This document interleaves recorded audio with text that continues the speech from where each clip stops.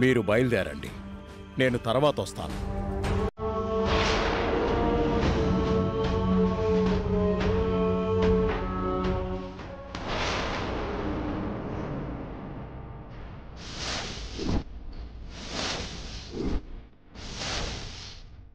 ఏంటమ్మా? ఎందుకు నిజం చెప్పకుండా వెళ్ళిపోతున్నారు? నిజం తెలియలేదు కాబట్టే నేను చెప్పలేదమ్మా. మీరు కూడా అబద్ధాలు ఆడతారా?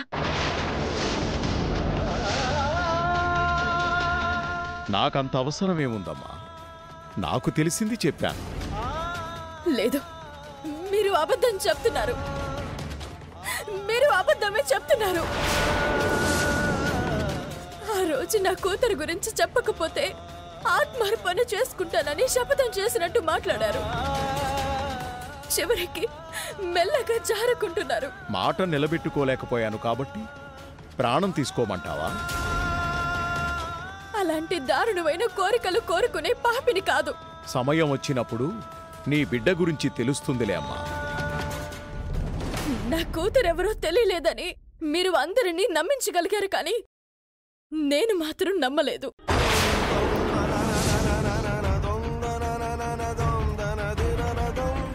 మీకు నా బిడ్డ గురించి తెలిసింది. అది నేను గమనించాను. ఏ కారణం అడ్డుపడుతుందో నాకు తెలియదు, కానీ మీరైతే ఆ నిజాన్ని సమాధి చేయాలి అని అనుకుంటున్నారు. మీరిప్పుడు ఈ క్షణం నిజం బయట పెట్టకపోతే ఈ శివరాత్రే నాకు ఆఖరి రాత్రి అవుతుంది.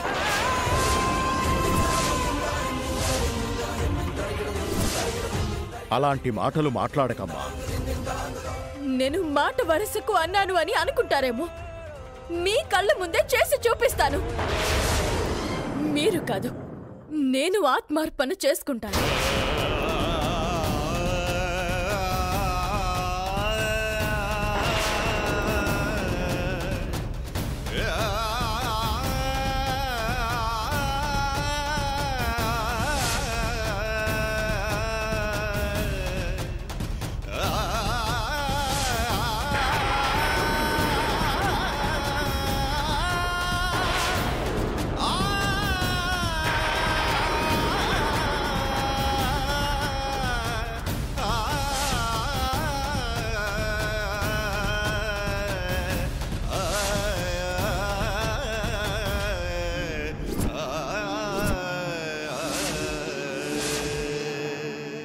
కూతురు గురించి కొన్ని సంవత్సరాలుగా ఏడ్చి ఏడ్చి నా కళ్ళల్లో కన్నీరు ఇంకిపోయాయి.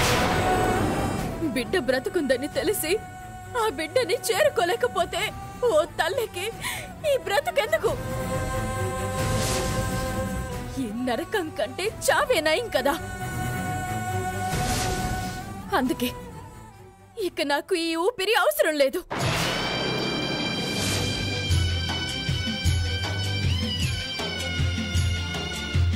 ఆగమ్మా.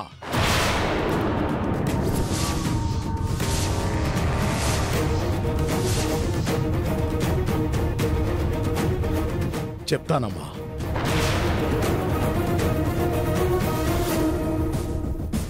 నీ కూతురు గురించి తెలిసిందమ్మా. నీ కూతురు ఎవరో కాదు, అక్షయ.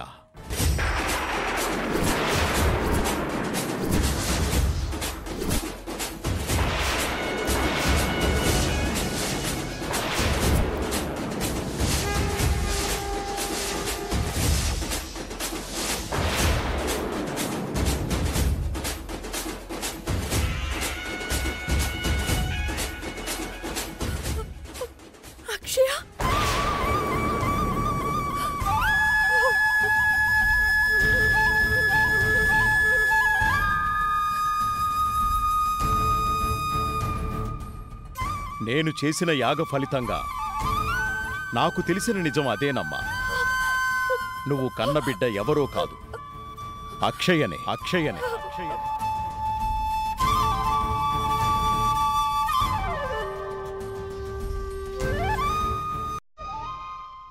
మీరు చెప్తుంది నిజమా? అవునమ్మా, అవునమ్మా.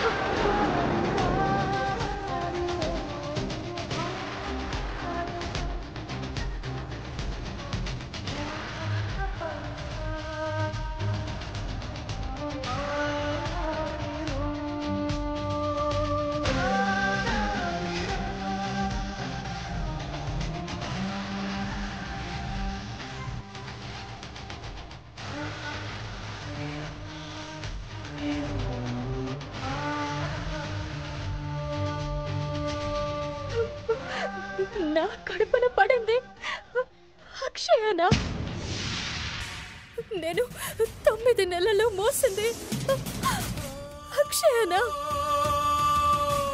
అత్తయ్య లాంటి జాతకంతో పుట్టిన మా జాతకురాలు అక్షయనా? అంత గొప్ప బిడ్డకు నేను జన్మనిచ్చానా? అందుకేనా అక్షయ మాకు పరిచయం అయ్యి మా బిడ్డలా మా దగ్గరికి చేరింది?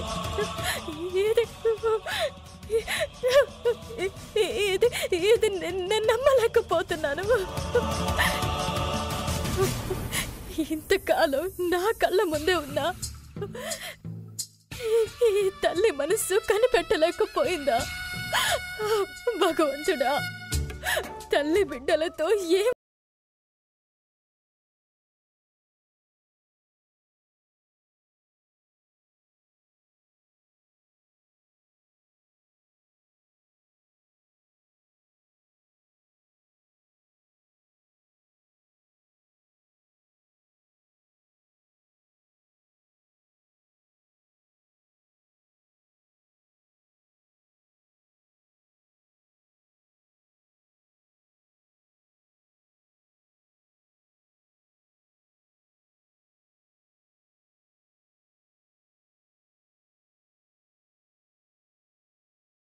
అందరికీ చెప్పేస్తాను. చెప్పే అవకాశం నీకు లేదమ్మా.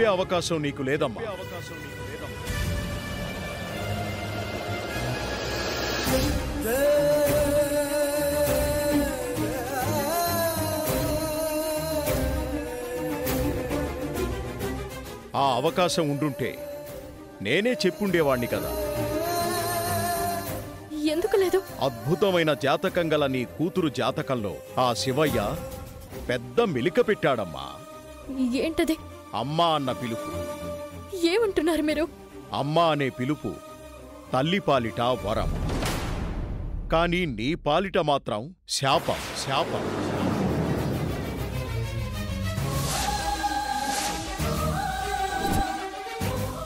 శాపమా? అక్షయ నిన్ను అమ్మా అని పిలిచిందంటే నీకు ప్రాణగండం ఉంది.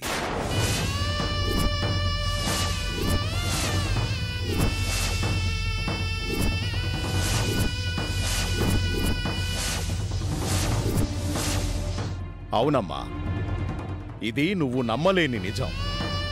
నీ బిడ్డ నిన్ను అమ్మా అని పిలిచిందంటే నీ బిడ్డకు నువ్వు శాశ్వతంగా దూరమైపోతావు.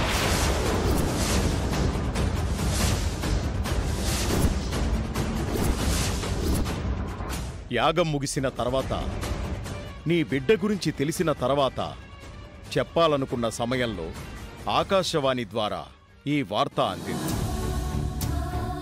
ఈ కారణంతోనే నేను నిజం దాచవలసొచ్చిందమ్మా. నీ ప్రాణం కోసమే నేను అబద్ధం చెప్పవలసొచ్చింది. ఆ గండం ఎంతకాలమో తెలీదు. అప్పటి వరకు నువ్వు ఈ నిజాన్ని నీ మనసులోనే దాచుకోవాలి. ఎవ్వరితోనూ చెప్పకూడదు. తల్లి బిడ్డల మధ్య అమ్మ అన్న పిలుపు శాపం కావడం ఏంటి స్వామి? ఆ శివయ్య లీలలు ఎవరికీ అర్థం కావు తల్లి. లోక కళ్యాణం కోసం కొన్నిసార్లు ఇలాంటివి జరుగుతూ ఉంటాయి. 10 మందికి మంచి జరగడం కోసమే తన తలరాతను అలా రాసి ఉన్నాడు. అప్పటి వరకు ఓపికతో ఉండమ్మా.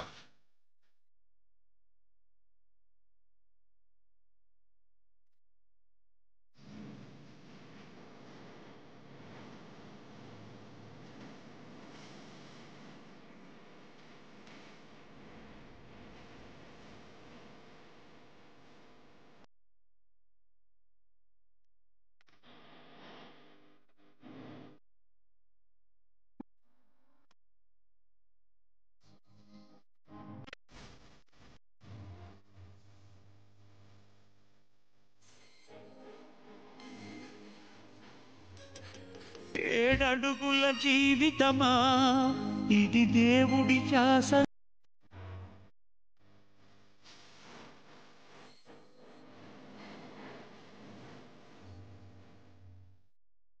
ఇదిగో తీసుకో.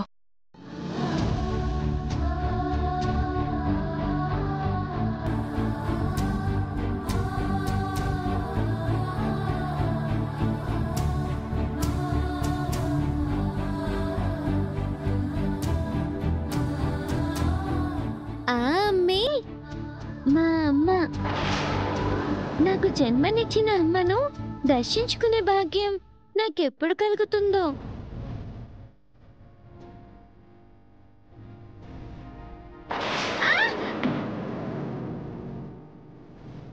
డాక్టర్,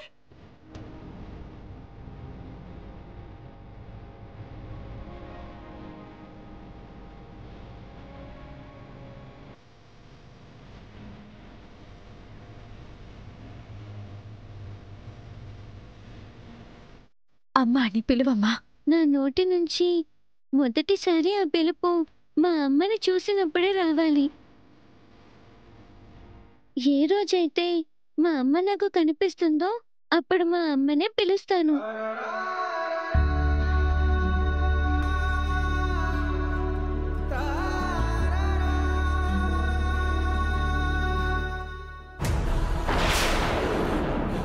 నా బిడ్డను నారాయణరావు గారు వికాస్ వాళ్ళతో ఎలా పంపించారు?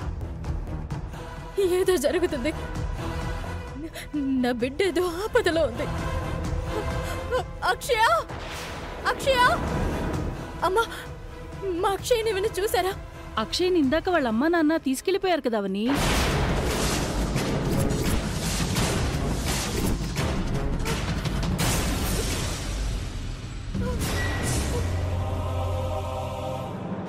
అక్షయ నా బిడ్డ అని తెలిసే నారాయణరావు గారు అంతా చేశారు. ఎందుకో తెలుసుకోవాలి.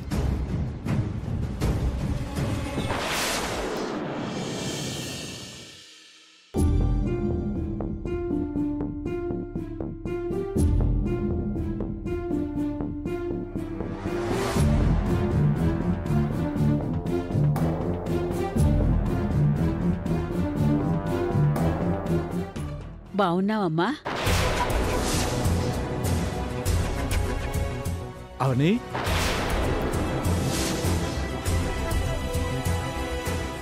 ఏంటమ్మా అలా ఉన్నావు? ఏం జరిగింది? అక్షయ నా కూతురు అన్న సంగతి మీరు నాతో ఎందుకు చెప్పలేదు?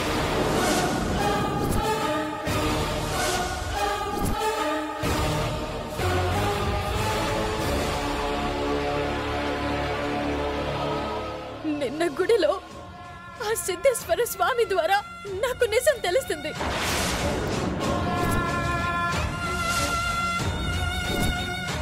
ఆ విషయం ఇంకా నేను నా భర్తకి గాని, నా కూతురికి గాని, నా కుటుంబ సభ్యులకి గాని ఎవరికి చెప్పలేదు. నేను మీ ఇంటికి ఎన్నోసార్లు వచ్చాను. నేను అక్షయ్ గురించి ఎన్నోసార్లు అడిగాను. అయినా మీకు నా పట్ల కనికరం అనిపించలేదా? జాలి, దయ కలగలేదా? మీ ఇంట్లో కావేరితో కష్టాలు అనుభవిస్తుందనే కదా నా ఇంటికి తీసుకుని వెళ్ళాను.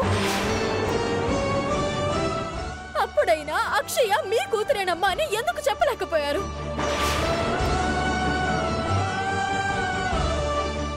అక్షయ్ను దత్తత తీసుకుందాం అనుకున్నప్పుడు, అరే వారి బిడ్డే కదా, వారు దత్తత తీసుకుంటున్నారు అని మీరెందుకు వదిలేయలేదు? అప్పుడు ఏ కారణంతో అడ్డుపడ్డారు? అక్షయ సంతోషం కోరుకునే మీరు, మా మంచిని కోరుకునే మీరు ఎందుకు మాకు అన్యాయం చేశారు? అక్షయ మీ కూతురన్న సంగతి నాకు తెలియదమ్మా అని అబద్ధం మాత్రం చెప్పకండి. ఇప్పుడు నువ్వెన్ని మాట్లాడినా నేను పడటానికి సిద్ధంగానే ఉన్నానమ్మా. కారణం లేకుండా ఓ కారణ జన్మురాల్ని నీకు దూరం చేయాలని నేనెందుకు అనుకుంటానమ్మా? అందుకో కారణం ఉంది. ఏంటది? అక్షయ తల్లిదండ్రుల గురించి తెలుసుకుందామని ఓ రోజు సిద్ధి సంకల్ప యాగం చేయించిన రోజున ఏం జరిగిందంటే, తన పుట్టుక గురించి తెలవాల్సిన సమయంలో తెలుస్తుంది, తెలియాల్సిన విధమున తెలుస్తుంది. తొందరపాటు చర్యలతో తెలుసుకోవాలనే ప్రయత్నాలు చేసిన ఎడల బిడ్డ వలన తల్లికి ప్రాణగండం తప్పదు.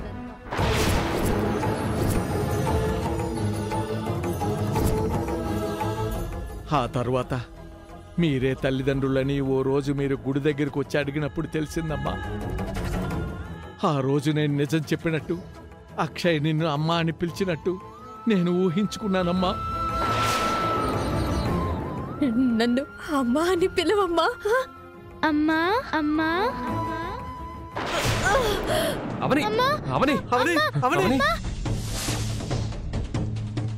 ఆ ఊహ నన్ను చాలా భయపెట్టిందమ్మా. అందుకే ఆ నిజాన్ని దాచవలసి వచ్చింది. నీ ప్రాణమే నా స్వార్థం, అంతకంటే ఇంకేం లేదు తల్లి, లేదు.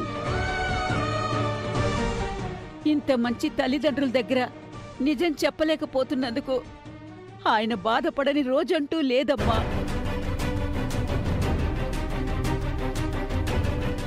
నా కూతురేనని తెలిసిన తర్వాత కూడా మీరు వికాస్తో ఎందుకు పంపించారు? దాని వెనుక కూడా ఏదైనా కారణం ఉందా? దానికి ఒక కారణం ఉందమ్మా. నీ కూతురు నీ కళ్ళ ముందే ఉంది కదా అని మేము సంతోషించే సమయంలో ఓ రోజు మా కోడలు కావేరి ఈయన్ని భయపెట్టింది. అక్షయ తల్లిదండ్రులుగా నేను చెప్పిన పేర్లనే మీరు చెప్పాలి. వారితోనే దాన్ని బయటికి పంపించాలి.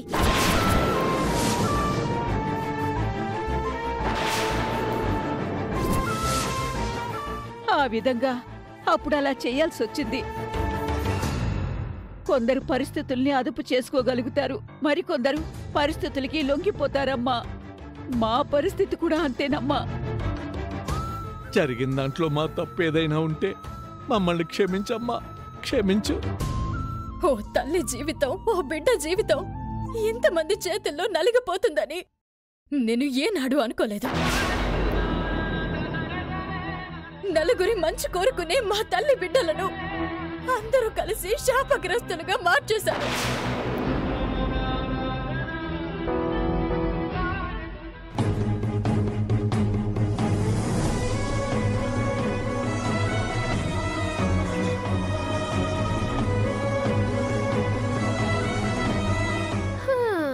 ఏంటండి అవని గారు,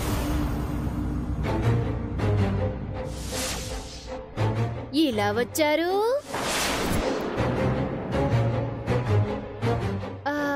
దారి తప్పొచ్చారా ఏంటి? అక్షయ వాళ్ళ తల్లిదండ్రుల దగ్గరికి వెళ్ళిపోయింది కదా. ఇంకా మా ఇంట్లో మీకేం పనో?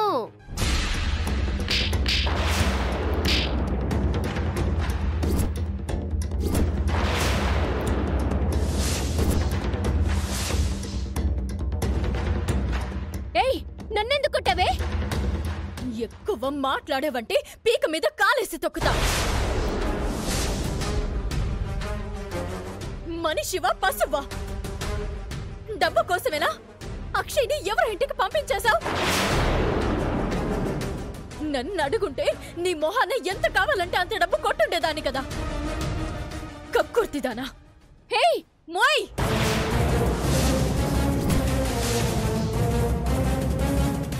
ఆడదానివేనా నువ్వు? ఎలా పుడతారే ఆడజాతిలో మీరు? నీ వెనక ఎవరైనా ఉండి అలా చేయించారా? చెప్పు. ఆ అక్షయ్ ఏదో నీకు పుట్టిన కూతురు అన్నట్టు ఎందుకలా ఫీల్ అయిపోతున్నావు? నీ వెనక ఎవరైనా ఉన్నారు అని తెలియాలి. నేనేం చేస్తానో అప్పుడు చూద్దుగాని. జాగ్రత్త.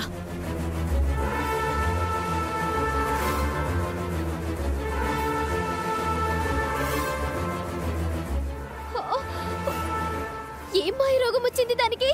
నన్నంతలా కొట్టింది.